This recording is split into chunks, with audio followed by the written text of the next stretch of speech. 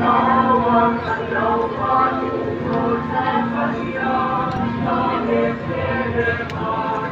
Ngayon ang saya, ang ating isipan, suot sa saksakan, nagpapagitan ng langit puso.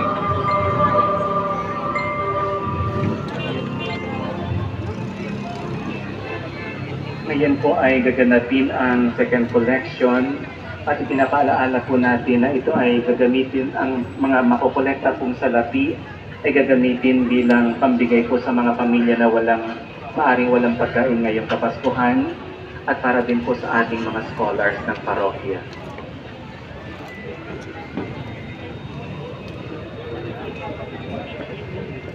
Joy to the world, the Lord is come. Let earth receive her King. Let every heart prepare.